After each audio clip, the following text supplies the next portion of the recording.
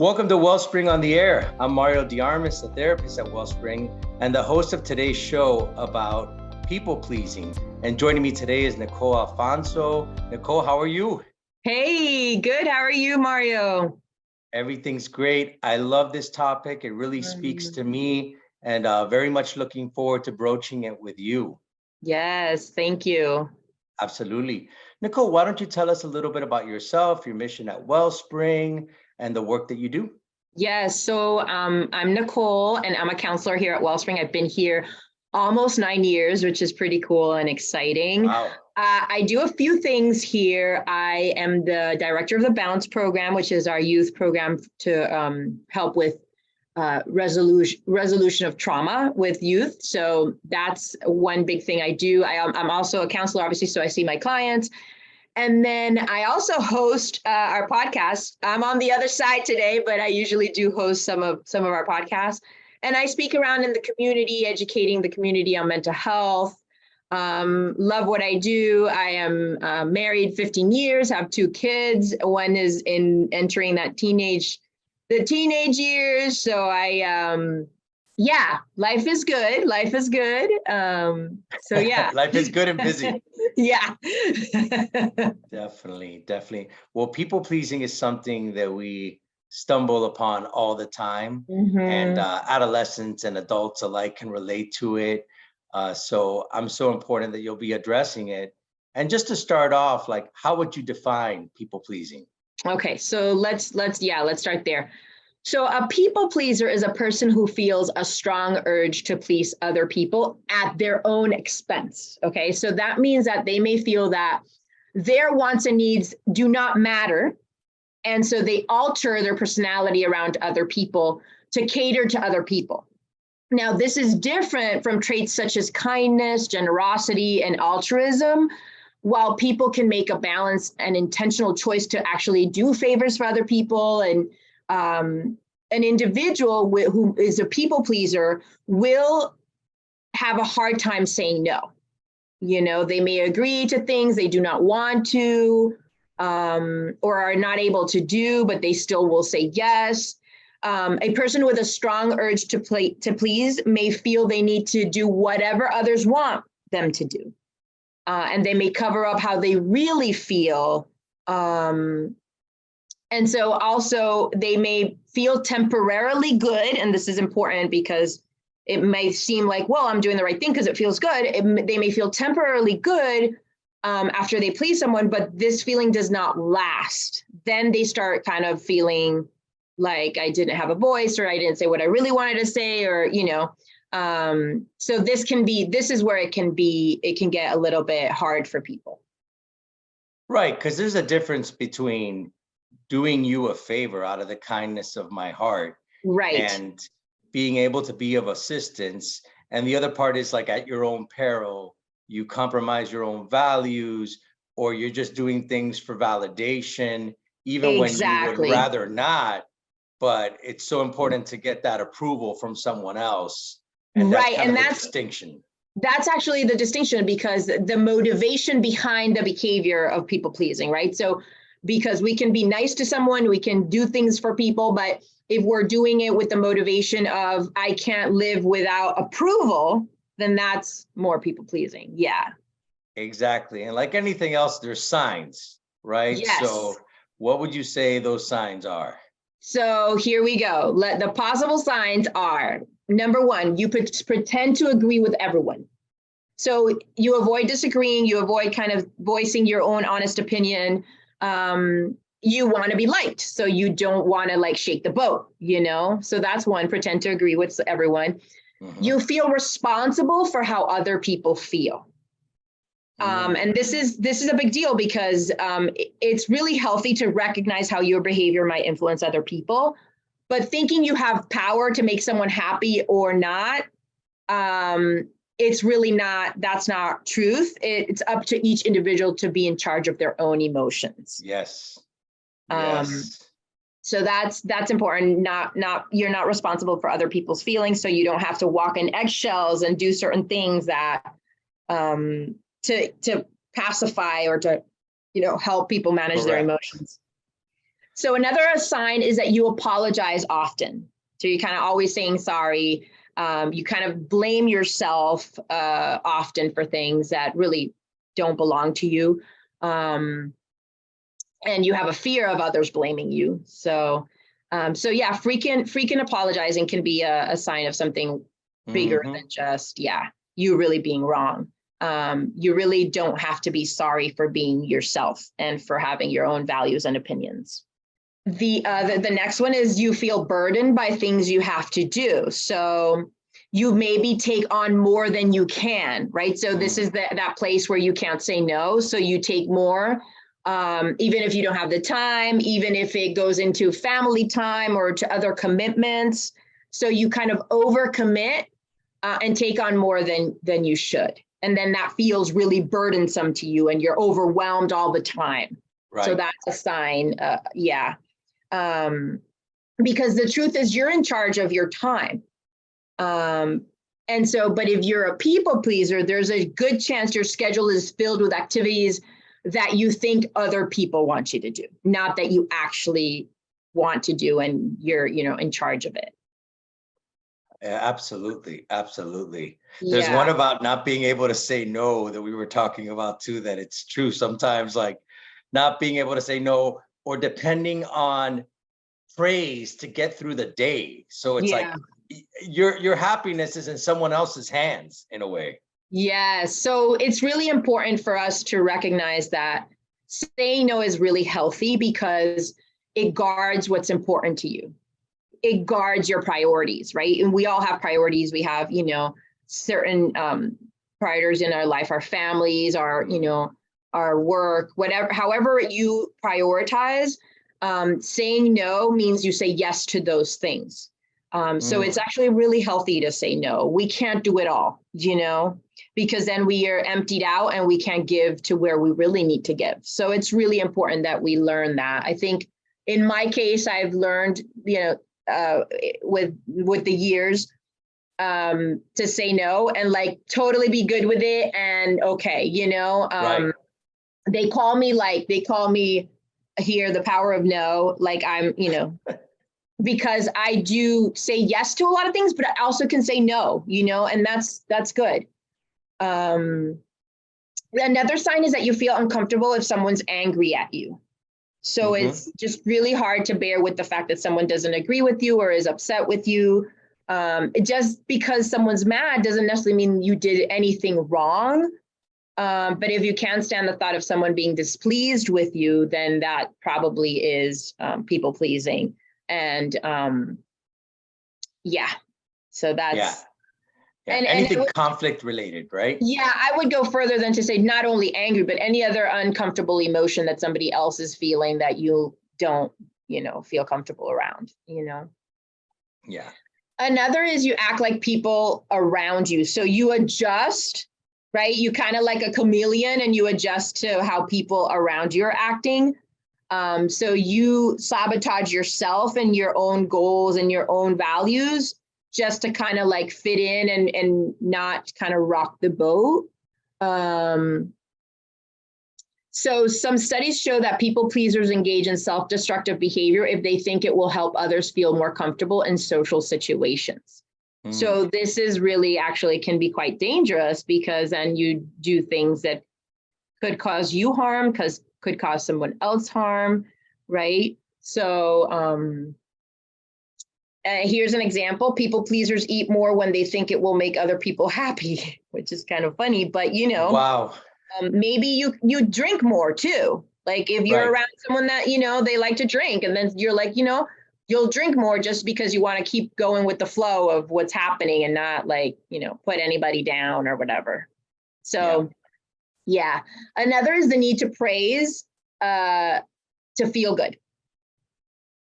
So I'm sorry, you need praise, like you need someone to praise you, not that you praise them. So somebody needs to be praising you with kind words to feel good. So that's a lot of needing validation all the time about, for your self-worth, right? It rests on that. It rests on people always constantly telling you that you're doing well and you needing that validation from people at work, from, home, things like that. Yeah. Yeah. And then you go to great lengths to avoid conflict. So yeah, you'll kind of do anything because conflict is not something you can handle.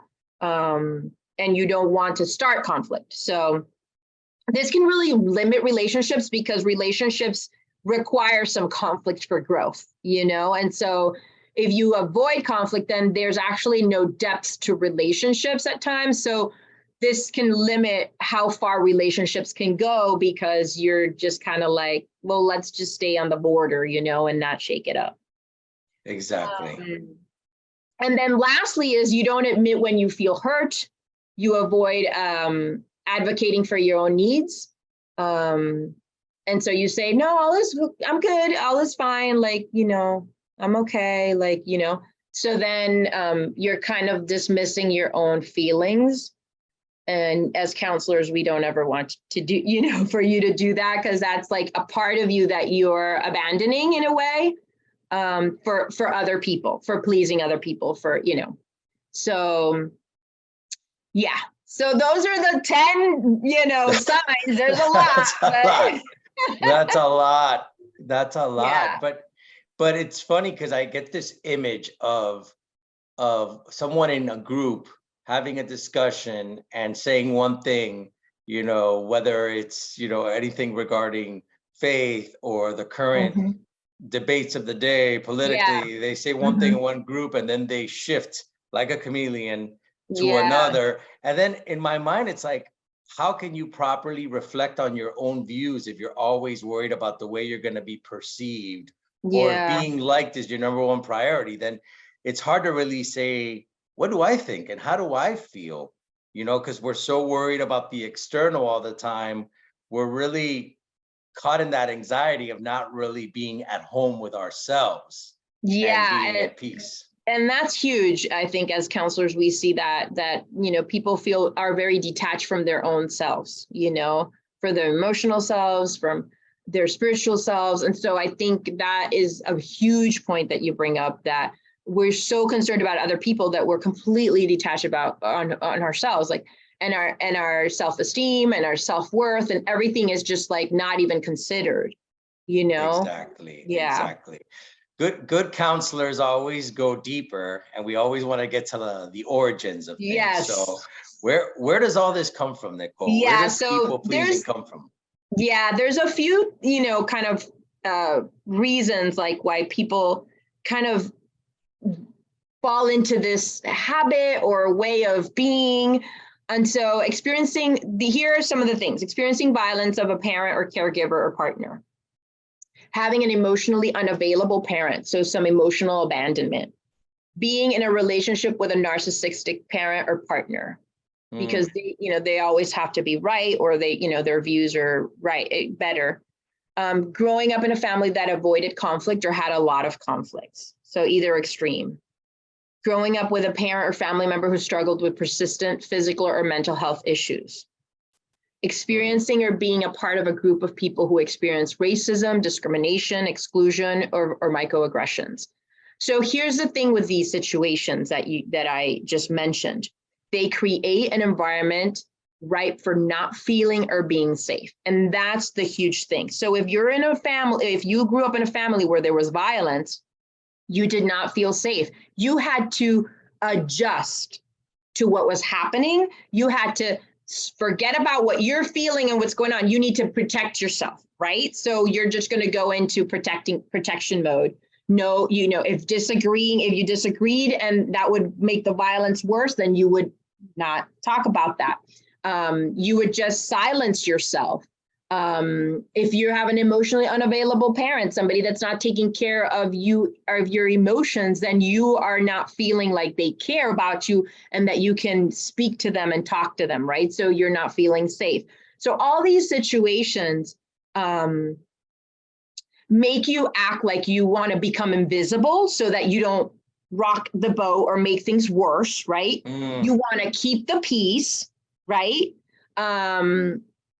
And you put what others need above what you need, because that creates safety. And so as you grow and become an adult, you continue these things like, I'm just going to be invisible here. I'm not going to I'm going to just keep the peace. I'm going to agree instead of say my opinion. And I'm just going to put other people before me because that's what's safe. But as adults, we know that we can actually find ways to be safe, even if we express ourselves, right? But our little person, like our child person inside of us, still feeling afraid, still feeling, unsafe, will guide these behaviors, as we grow. So that's really why people become people pleasers from an early age, because they had to for safety in their homes. So there's one of the, as I did my research, one of the articles said, people pleasers start off as parent pleasers. Correct. Because that means that they evolved to maintain connection and closeness with a parent. So in order for you to still feel like connected to the parent, even though it's not, even though you felt unsafe, in order to feel that connection, you wanted to not shake the boat, right? Keep the peace, put them before you. All those things will continue to make you feel connected to your parents. So that was another interesting view. Yeah. And either the environment was volatile or it was negligent. Yes, so exactly. You're adapting to that, and that idea of self-preservation kind of takes center stage, and it gives rise to people pleasing precisely because you want a whole amicable, peaceful environment. Exactly. And then you just keep doing that as an adult, it's safer that way. Yeah. So we are going to venture on this idea of the negative effects of people pleasing. I want to ask, is people pleasing bad for us? And are there any negative risk associated with it?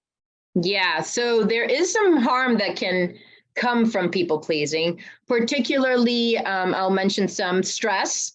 And we know that stress leads to some, physical issues too. Stress occurs when a person feels they don't know how to cope with the situation they're in.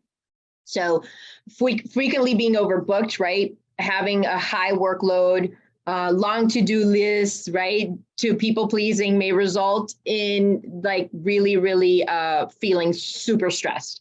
And that stress can actually provoke anxiety. So stress and anxiety, also tiredness, because if you take too much on, and if you're putting on more than you can actually handle, this can be super mentally and physically draining. So tiredness, neglect. This is what we spoke about earlier. If a person has little or time or energy for themselves, they may actually neglect their own self-care. This could include just, personal hygiene, appearance, your mental health, your physical health, or even in your career. It may mean that you have less energy for the things that are important to you. So there is a piece of neglect there. Also, resentment. I think this is really important. People who feel they have no choice but to please others may grow to resent their roles. It could cause feelings of anger and frustration, and it could come out, with people that maybe have nothing to do with it. It can also look like passive aggressiveness. So that's when someone indirectly expresses anger, like through jokes, sarcasm, right? And that affects your closest relationships. So resentment is not something that we want to have in our hearts. So that could be harmful. It can cause relationship problems because with all this stress, tiredness, neglect, you are then not able to be present in your relationships or give your relationships what they need. So a person may feel that their partner takes advantage of their willingness to help, right? So it could take advantage of them too. So another thing is loss of identity. People who think a lot about pleasing others may become less aware of what they want and how they feel. We talked about this. They lose who they are, what they're here for, what their purpose is. And people pleasing can actually harm others. this can be, it can cause a person to prioritize feeling like over the, like they're in charge of the well-being of others, and that's not good for the other person. The other person has to be responsible for themselves, right? So yeah, so we definitely want to not be living in stress, tired all the time, neglecting ourselves, resentful, right? That's just yucky. Like, we don't want to be there. So these are also, if you're listening and you feel these things, then there's a chance that you could be putting way other people, much more people in front of you than yourself, you know, and that people pleasing is really something that you do often, and you might not even realize it. So this is just a chance for you to do some introspective thinking about, why do I do what I do? Why do I say yes to this, right? Yeah, yeah. I really am amazed by how oftentimes we get caught up. For example, saying no. We wind up saying yes to everybody, and we're going to disappoint somebody Yeah, because you say yes to this commitment, to this favor. All of a sudden, you're stretched thin, and someone's disappointed in you anyway. so Right? you didn't please everybody. Yeah. You didn't please, you upset somebody. Yeah. And then sometimes we're so bent on making someone feel good. But when you love somebody, there are moments of healthy confrontation, what we call carefrontation, where maybe what they need is out of concern, some tough love. Yeah. And that might really violate the idea of people pleasing, but it's really beneficial for that person because we've been the beneficiaries of somebody speaking truth to us that's Yes, made us absolutely. better. But if we're so focused on people pleasing, then we might miss out on an opportunity to help somebody grow. Right. Just Right. like we appreciate our friends, even though at the time we don't like it per se, they've spoken to us out of love and it's made us better too. So, you know, Yeah. those are the things that come to my mind as you speak. You know, very Yeah. So powerful. here's the thing. How do we stop like this behavior? Because like I've talked all about, and you know, don't feel bad, you know, I feel like I definitely have some people pleasing in me at times. And so I have to be mindful. But there's things you can do to start becoming more aware and to stop these kinds of habits. So starting small, you know, to begin with, try committing to meeting one need at a time. So just if you have many requests coming at you, just choose one, you know. I think stalling is actually really helpful because sometimes people pleasers are very impulsive, right? Say yes, because that makes you feel better right away. But stalling is when someone makes a request of you is good because then you can actually think about it and you don't have to answer immediately. This is something it's really important. You do not have to answer that text right away. You can let it linger for a while. You can think about it. So that's important, you know, wait, think about it, discuss it with someone that you trust if you need to, you know. Another thing is setting time limits. When you say yes to something, you can say, I have this amount of time, right? I can meet for coffee for an hour. I can, you know, so you could set a time so it doesn't go on forever, right? So yeah. Time blocking. So looking at your calendar and block out times in the day that you can't do stuff or that you can, right? So you have space here to like wiggle around, but then this is non-negotiable, right? Correct. And so that's another way. Even you can do this with days like, okay, Monday is my day of doing these things. So I'm not gonna be able to, you know, do that. I do that with myself, you know, my working days, my day at home and setting up my home, you know, things like that. So, and then I have actually my day where I can actually have lunches with friends and things like that. So I know those days, you know. So another thing is rehearsing no. So in many situations, it could be really like hard because you've never like done it. So it's hard to say no. So rehearsing like, what would you say? Like, oh my gosh, sadly, I'm really have something else going on. I'm really sorry I can't, right? I have another commitment. I wish I were able to, but I can't. I'm afraid I can't. I don't have the bandwidth for that right now. That's a great one. I don't have the energy. I don't have I've been doing too much this week, so I don't have, Correct. I'm so glad you asked me, but I can't right now. Let's plan for another time. Thanks for thinking of me, but I can't, right? I'm sorry, I can't fit it in. You don't have to give more information than you have to, but if you feel like you want to, you can. But honestly, a no doesn't need more.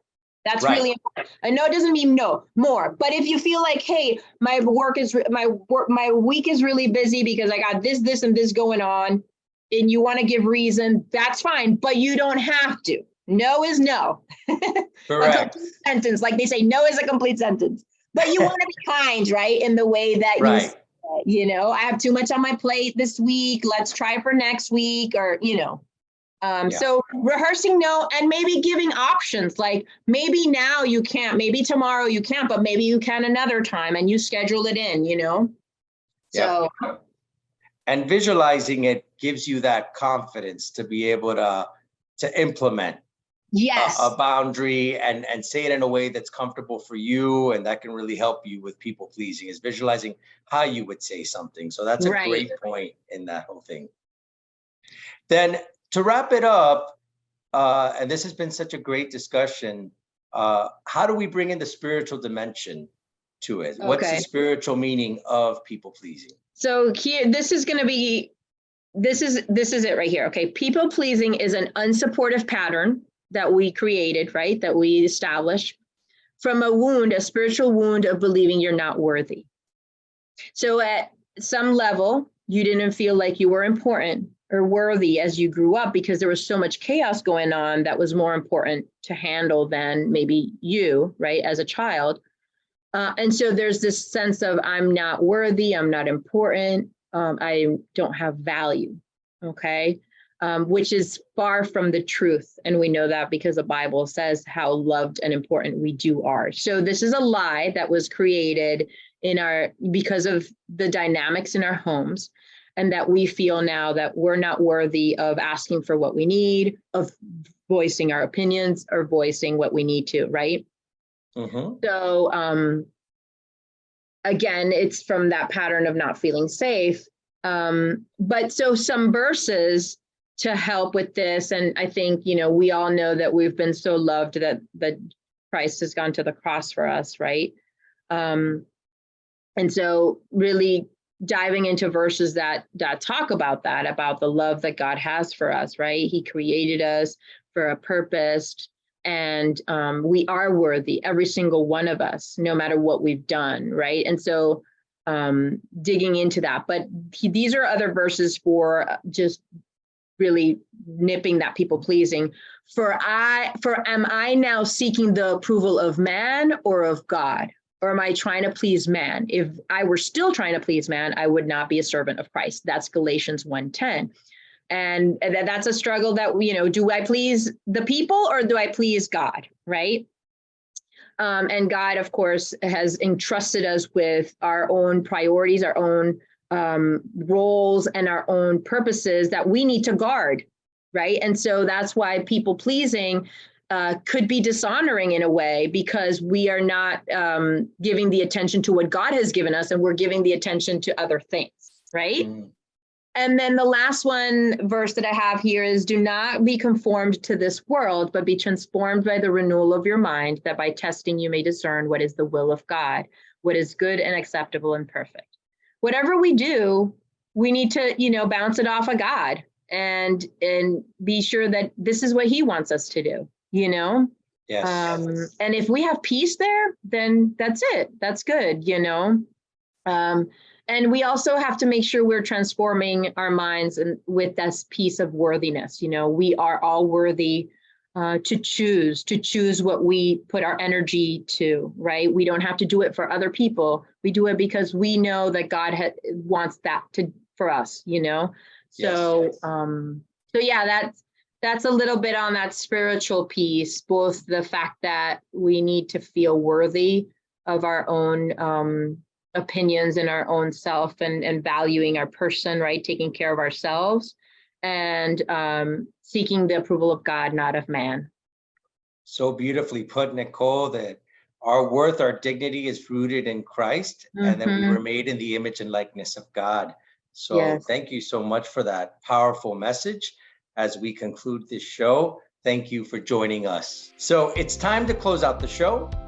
And Nicole, thank you again for your incredible and insightful message. We hope you learned some valuable information and felt motivated to take steps to honor yourselves. And thank you for joining our show today. Again, if you joined this program midstream, you can find this show and others on podcasts at Wellspring on the air or on our blog on wellspringmiami.org. The title of today's show, Beneath the Smile, People Pleasing, was brought to us by Nicole. And may we continue to share that message to one another in terms of our core dignity. Encourage us and let us know you are listening by sending comments or questions to ontheair@wellspringmiami.org. Thank you for joining us. Once more with Nicole Alfonso, Wellspring on the Air, because hearts and minds